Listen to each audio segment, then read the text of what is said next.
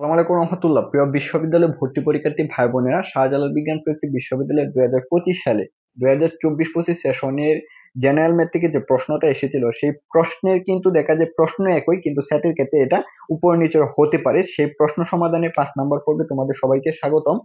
আজকের ভিডিওতে আমি এখানে যে 50 নাম্বার প্রশ্নটা দেখতে পাচ্ছ এবং 51 নাম্বার প্রশ্নটা কিন্তু সমাধান করে দেখাবো। এই প্রশ্নগুলা কিন্তু তোমাদের বই থেকে হুবহু দিয়ে থাকে। যদি তোমরা আমাদের 2, 3 কিংবা 4 নাম্বার পর্বটা দেখে থাকো, সেখান থেকে বুঝতে পারবে। যদি a plus b whole cube equal to 8 এবং a minus b whole cube equal to 0 হয়, তবে a b এর মান হবে, এখানে 4টা অপশন দেওয়া আছে। আর প্রশ্নটা পড়ে আমরা বুঝতে পারছি যে এখান থেকে মান নির্ণয় করতে বলছে। আর মান নির্ণয়ের ক্ষেত্রে আমরা কি ব্যবহার করতে পারি? সূত্র, অনুসিদ্ধান্ত কিংবা সমীকরণ সিদ্ধ করার মাধ্যমে আমরা মানগুলো নির্ণয় করতে পারি। এখানে তিনটা প্রসেস কিন্তু, সরি, এখানে দুইটা প্রসেস কিন্তু আমাদের হাতে খোলা আছে। একটা হচ্ছে যে সূত্র কিংবা অনুসিদ্ধান্ত, আর একটা হচ্ছে যে সমীকরণ সিদ্ধের মাধ্যমে। তো প্রথম যদি তোমরা এই অঙ্কটা কিন্তু সমীকরণের সূত্র ব্যবহার করেও সমাধান করতে পারো, যথা a plus b whole cube equal to যদি 8 হয়, তেমনি ভাবে a minus b whole cube equal to কত, 0।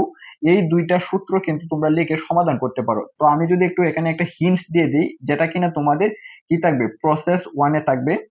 তো a cube plus b cube plus 3ab into হচ্ছে a plus b equal to 8। পাশাপাশি তুমি এ মাইনাস বি হোল কিউবের সূত্রটা নিচে লিখে কি করে প্লাস মাইনাস করে তুমি এখান থেকে এর মান বের করে কিন্তু পরবর্তীতে প্রতিস্থাপন করে অঙ্কটা সমাধান করতে পারো। কিন্তু জাস্ট ভর্তি পরীক্ষার জন্য তোমাদের যে সময় দেওয়া হয়, সেই সময়ের ভিতরে কিন্তু এইভাবে সূত্র ব্যবহার করতে গেলে তোমাদের কিন্তু অনেক সমস্যার সম্মুখীন হতে হবে, সময়ের মাঝে সমাধান করতে পারবে না। তো প্রসেস নাম্বার 2, যেটা যে সমীকরণ সিদ্ধ করার মাধ্যমে, এখানে যে 4টা অপশনের মানগুলো দেওয়া আছে, আমরা যদি একটু ব্যবহার করি, যত এর মানটা যদি আমি একটু ব্যবহার করি, দেখো এর মান যদি ব্যবহার করি কত, এখানে দেওয়া আছে তোমাদের 2 যদি ব্যবহার করি, 2 প্লাস বির মান যদি ধরি 2, সেই ক্ষেত্রে কি হবে, 2 কিউব সমান সমান হচ্ছে 4 কিউব সমান সমান হয়ে যাবে 64, যেটা কিনা এটার সাথে অসামঞ্জস্য, এটাও হয় না। তো আমি যদি বির মানটা ব্যবহার করি, যত এর মান ধরি কত, 2 প্লাস বির মান হচ্ছে তোমাদের 3, এটা ইকুয়াল টু হবে 5 কিউব সমান সমান হচ্ছে 125, যেটা কিনা এটাও সিদ্ধ করে না। তো সি নাম্বার যে অপশন, এটার মানগুলো যদি আমরা ব্যবহার করি, যথা 3 প্লাস 1 তার হোল কিউব ইকুয়াল টু হচ্ছে কত, 64, এটাও সিদ্ধ করে না। তো এখান থেকে কিন্তু তুমি সহজেই কিন্তু ধরে ফেলতে পারবা যে অবশ্যই তিনটা যেহেতু ভুল, তো 4 নম্বর অপশনটা অবশ্যই কারেক্ট। তো কারেক্ট কিনা রং সেটা আমরা ব্যবহার করে দেখি। তো 1 প্লাস 1 তার হোল কিউব ইকুয়াল টু হচ্ছে কত, 2 কিউব 8, কিংবা 1 মাইনাস 1 তার হোল কিউব ইকুয়াল টু হচ্ছে 0, যেটা কিনা এই ডি নাম্বারের যে অপশনগুলো আছে সেইগুলাই a plus b whole cube equal to 8 এবং a minus b whole cube equal to 0 কে সিদ্ধ করে। তো মান হচ্ছে a equal to 1, b equal to 1, উত্তর হচ্ছে তোমাদের এই ডি। তো এই হচ্ছে দুইটা প্রসেস। পরবর্তী প্রশ্নটাও কিন্তু আমরা সেম একের অধিক প্রসেসের মাধ্যমে সমাধান করতে পারি। তার মধ্যে 1 নাম্বার যেটা আমি বলেছিলাম যে সূত্র কিংবা অনুসিদ্ধান্ত ব্যবহার করে এই 51 নাম্বার প্রশ্নটা সমাধান করব।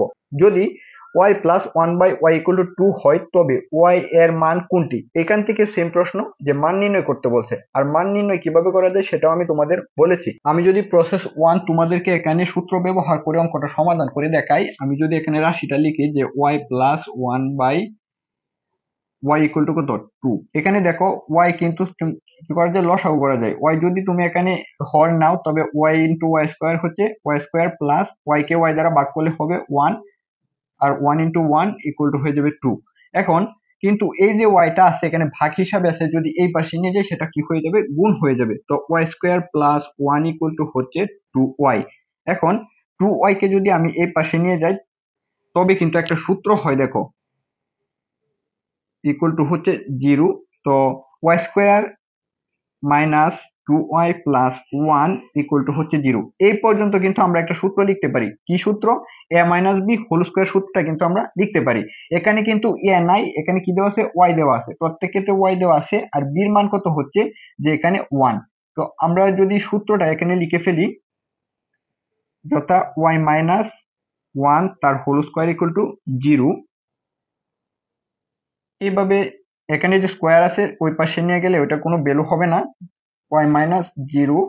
এখানে y 1 আছে মাইনাস এই পাশে নিয়ে গেলে কি হয়ে যাবে প্লাস, তাহলে y ইকুয়াল টু কত 1। এখানে অপশন কোনটা দেওয়া আছে, a equal to 2, b equal to half, c equal to 1, তাহলে উত্তর এখানে হচ্ছে তোমাদের C.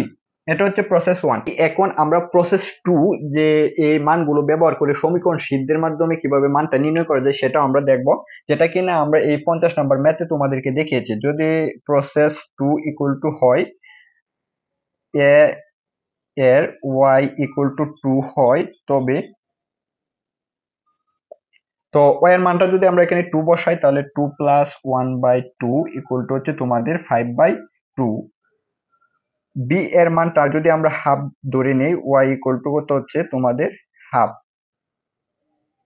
y equal to half হয়, তবে হাফ প্লাস 1/2 ইকুয়াল টু হচ্ছে 5/2, যেটা কিনা এ অপশনের সমান। তাহলে c ইকুয়াল টু যদি y ইকুয়াল টু 1 হয়, তবে 1 প্লাস 1/1 ইকুয়াল টু হচ্ছে কত 2, যেটা কিনা সিদ্ধ করে।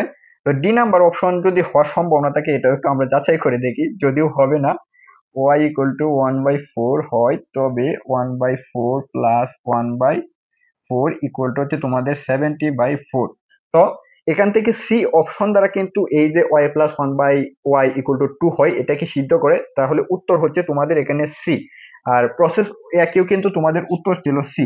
এই হচ্ছে তোমাদের একের অধিক প্রসেস যেগুলো কিনা ব্যবহার করে তোমরা ফার্স্ট ভর্তি পরীক্ষায় সকল প্রশ্ন সমাধান করতে পারবে।